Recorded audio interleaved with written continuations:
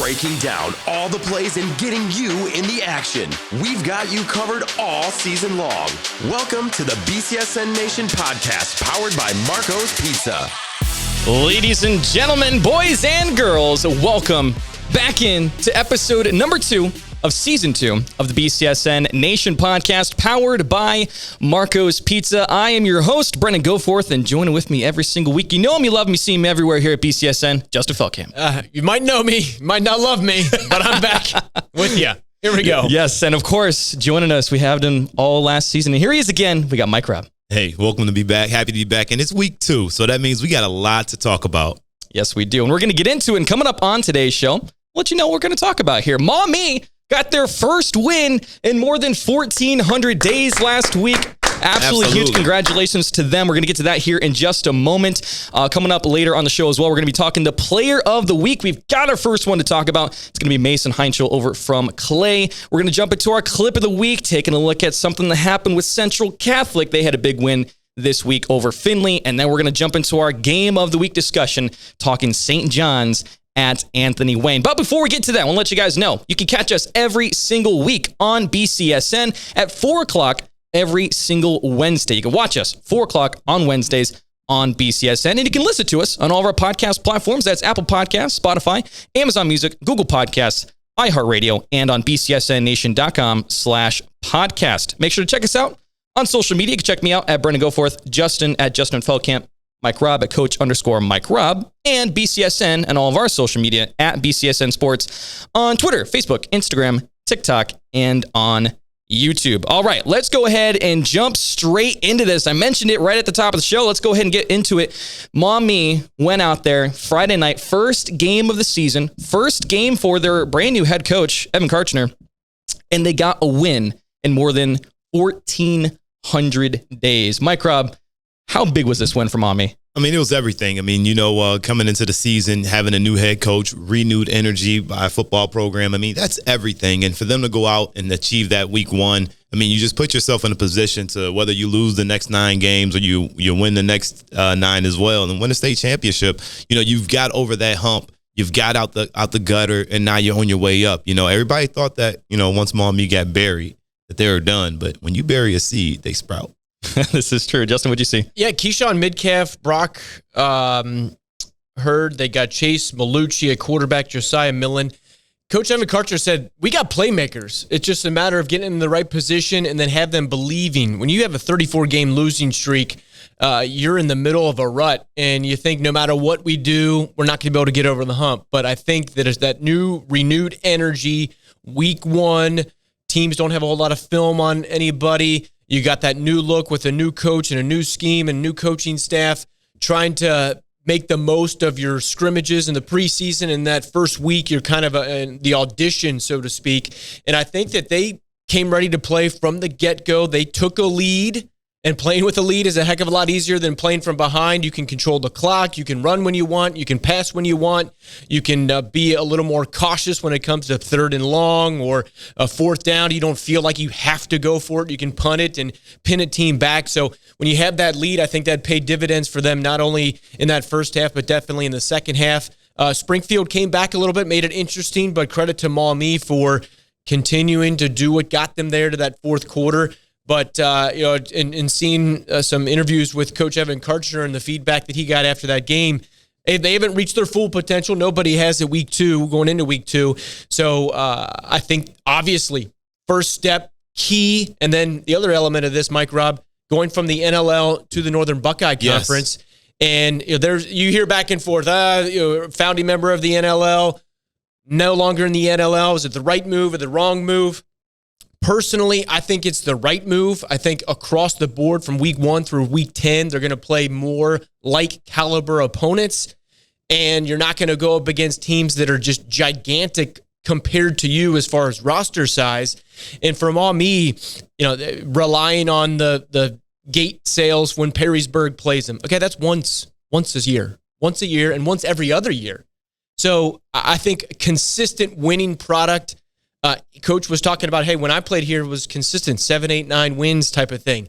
When you do that over a consistent basis, you're going to get the gate receipts when they come in. Because, yes, the dollars and the money make sense when it comes to funding a school athletic department. But I think when you put a winner out there, I mean, 34 games, guys, 34 games. It's not a 10-game losing streak or a 20 or a 30. It was 34. So, yes, this is one win, and coach is going to say, hey, celebrate. Everybody, coach says, celebrate for 24 hours, and then we're back at it. So, great story for week one. Let's see if it becomes an even better story beyond week one. That's a very, very good point. We're gonna keep our eye on Maumee, and we hope that you guys too. So keep it locked into BCSN throughout the season, and we'll keep you guys updated on everything going on over there. All right, let's go ahead and jump into our first segment. We already talked about it a little bit. It's our Player of the Week. We're jumping into the Charlie's Dodge Chrysler Jeep Ram Player of the Week.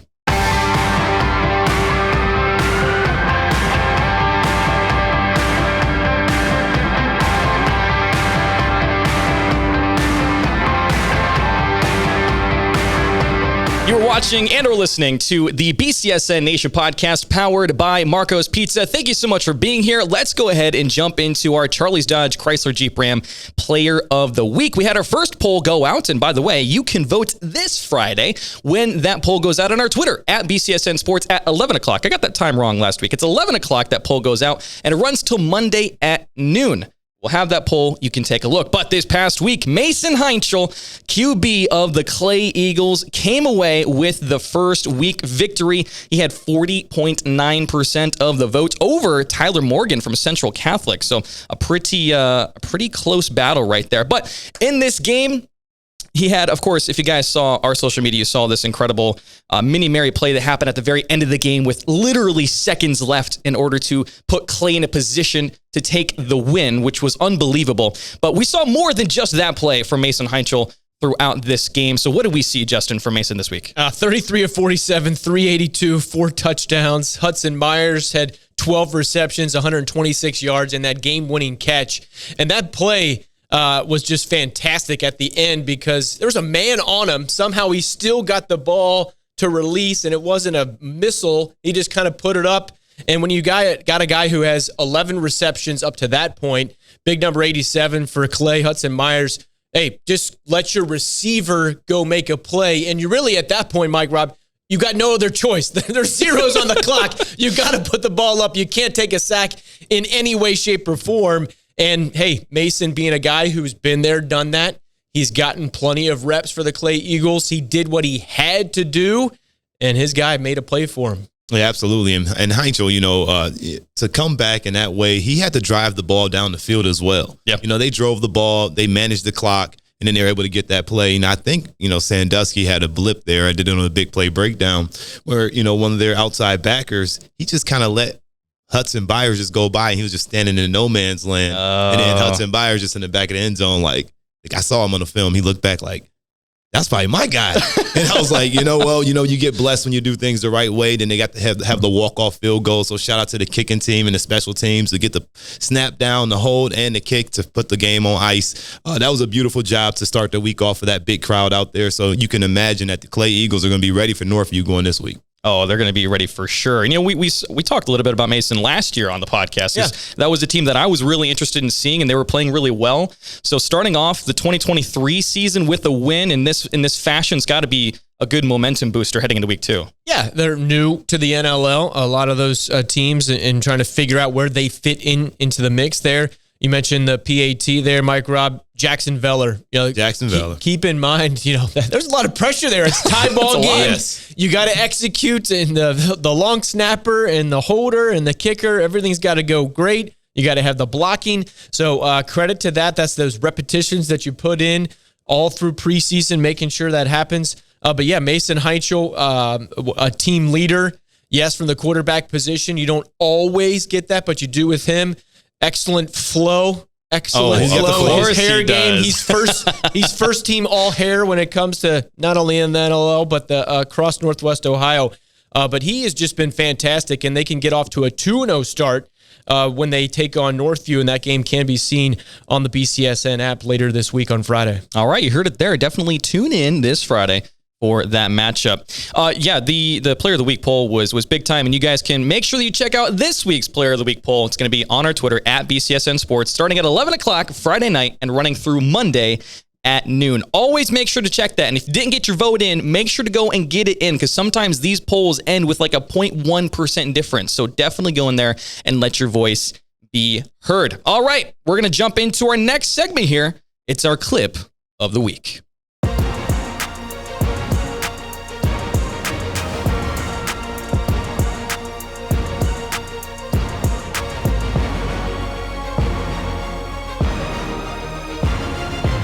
You are watching and or listening to the BCSN Nation Podcast, powered by Marco's Pizza. And welcome to our Clip of the Week segment. I'm so excited that we're getting this underway here with brand new games coming up here in the 2023 high school football season. Our first one that we're going to check out from this season is going to be Central Catholic at Findlay. Now, in this game this Friday, of course, it was our game of the week between Central and Findlay.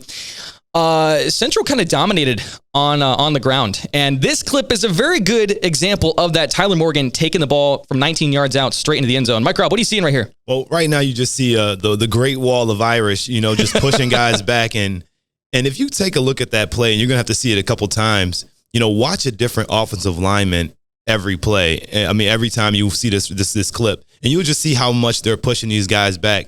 Tyler Morgan didn't get touched until he ran the kid over on the 2-yard line. Let me just watch this right here. So take a look. You see he's following his blocks on the edge. There's nobody there to touch him until he runs a guy over and pushes another guy out the way as he trouts into the end zone. That physical style of football, when you can get the ball, 20 yards down the field without being touched, that's how you win games. That's how you beat teams late in the game, and that's how you take a team's heart and their pride out of their team. Because right now you just see guys giving up and they just conceding to the fact that the Irish are more physical than they are.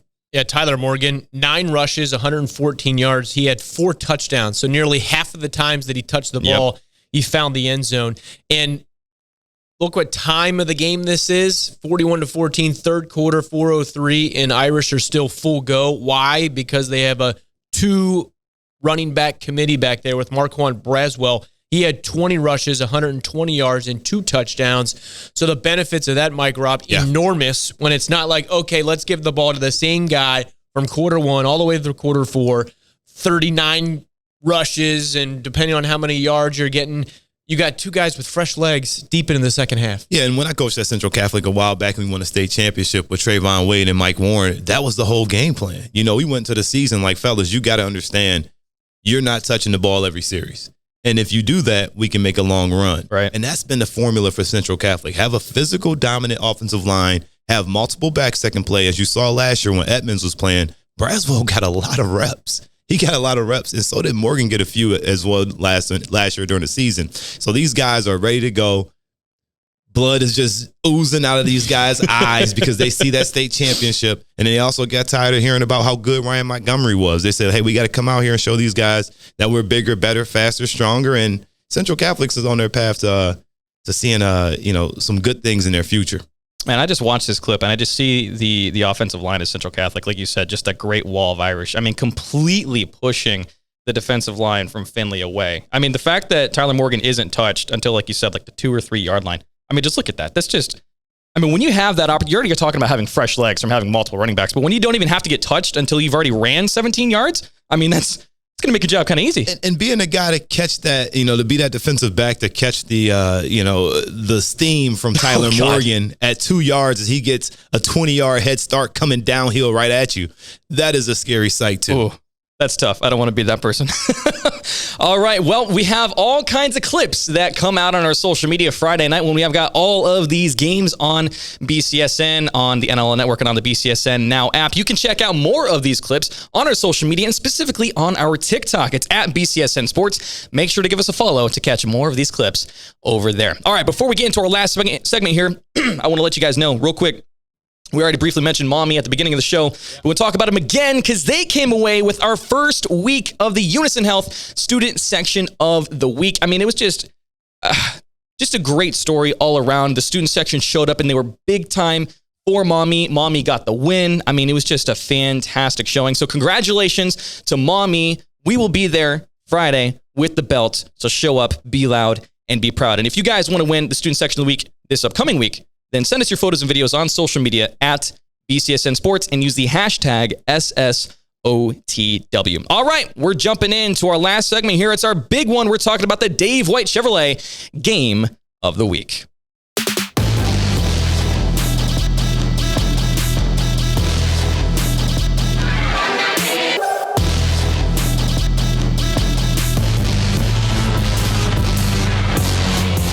You are watching and or listening to the BCSN Nation Podcast powered by Marco's Pizza.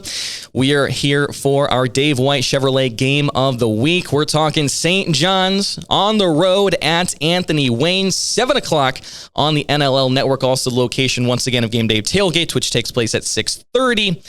St. John's is coming off of a Week 1 shutout loss to Dublin Kaufman. It was a 24-0 affair right there. And Anthony Wayne's coming off of a Week 1 loss to Hilliard Derby, 28-34. So one of these teams are going to come away with the win, and they're going to be 1-1 heading into conference play here.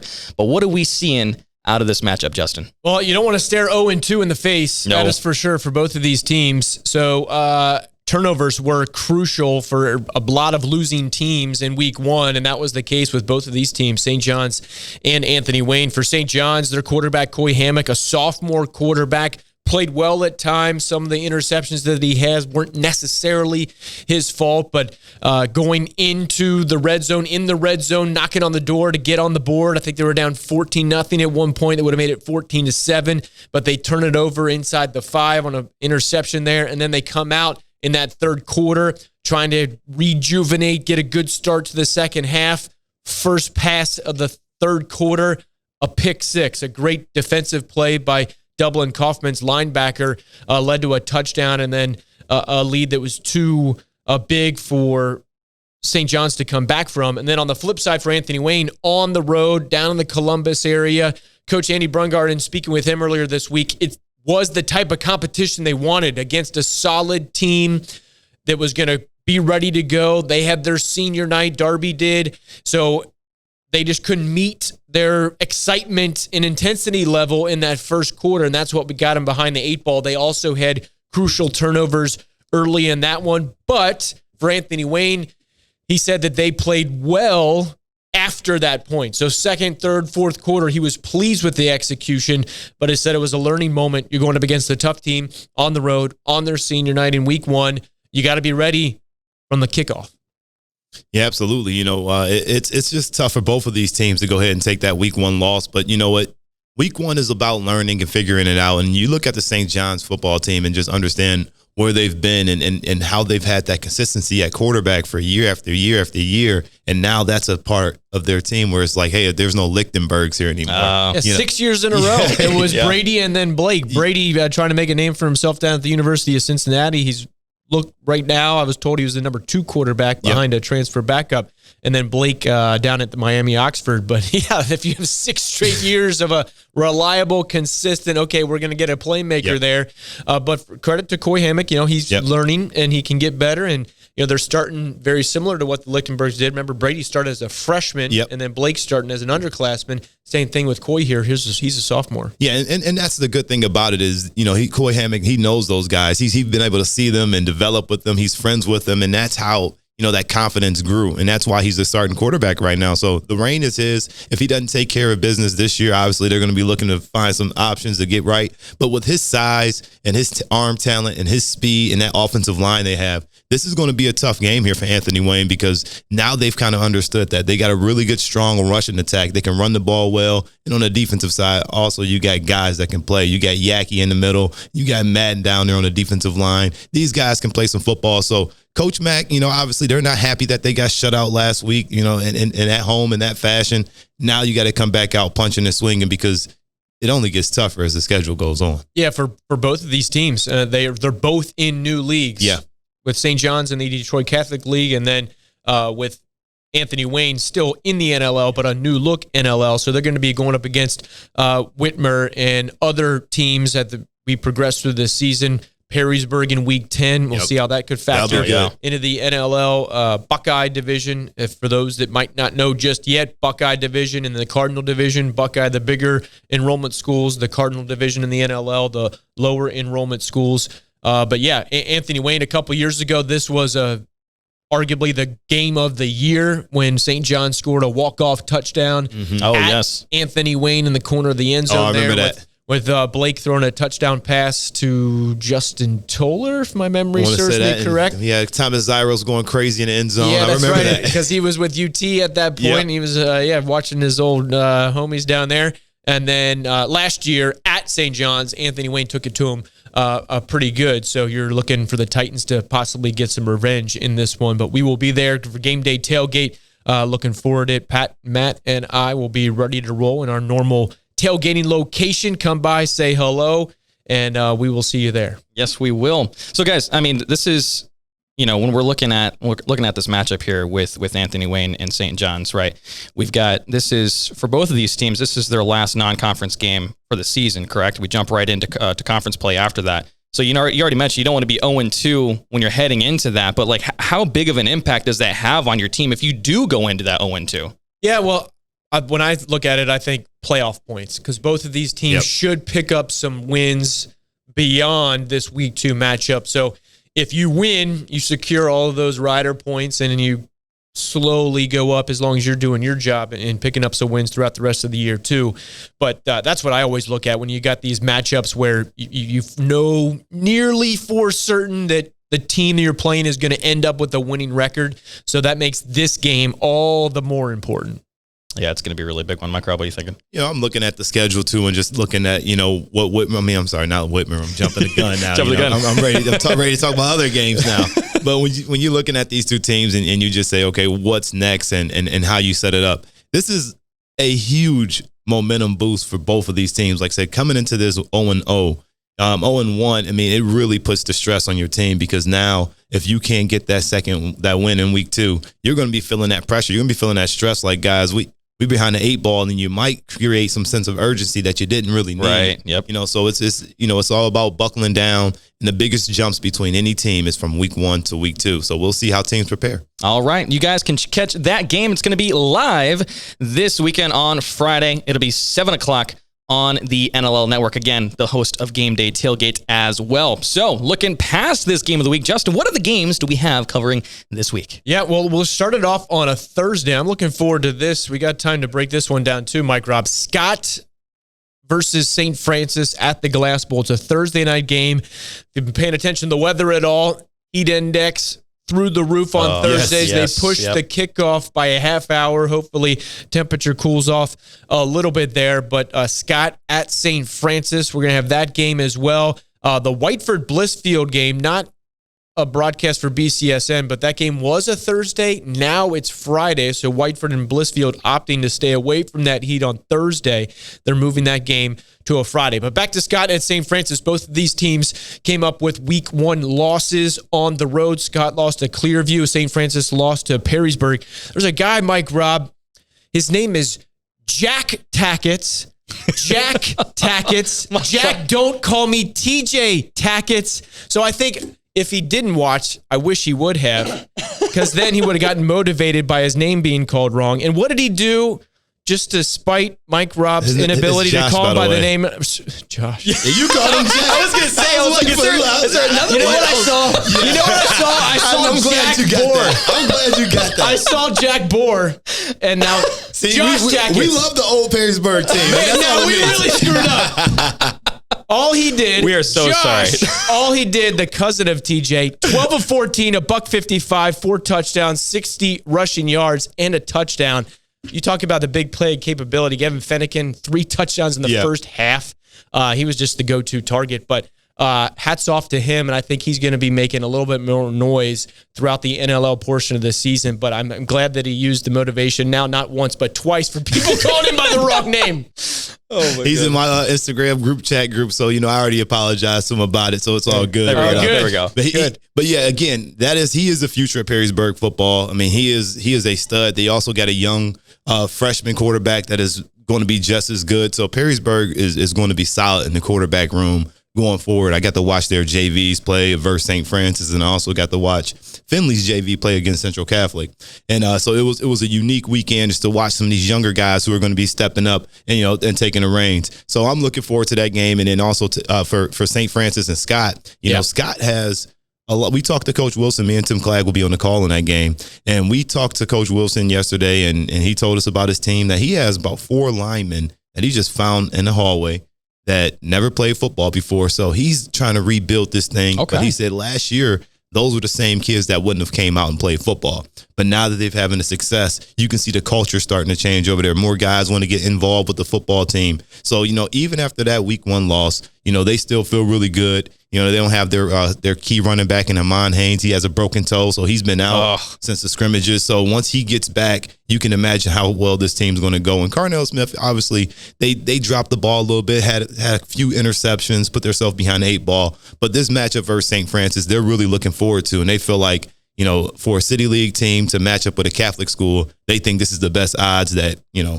City League team could possibly beat a Catholic school. Yeah, and I think I was talking to him as well because we're doing a little feature story on Darryl Barnett Jr. for Game Day Tailgate, one of the top recruits, and he's getting some Division II looks and trying to solidify a great senior year to land that offer and play at the next level. And Coach Wilson, same thing with what you were saying there, an opportunity for a TPS school to beat a Catholic school. And then he was telling me that I asked him, what'd you learn from week 1's loss on the road against Clearview? And he said, putting guys in different positions. They learned a lot of 4 quarters of football, just like you were talking about, learning in that week 1 to say, okay, maybe we thought we had you here in this position, but we might let's move you over here maybe to put some more emphasis on your strengths as opposed to some of the weaknesses you might have in this one position. So in some ways, based on that line of thinking, it might be kind of a repeat of week 1. You're kind of starting over, a little bit of a reset after the first game. But yeah, this is going to be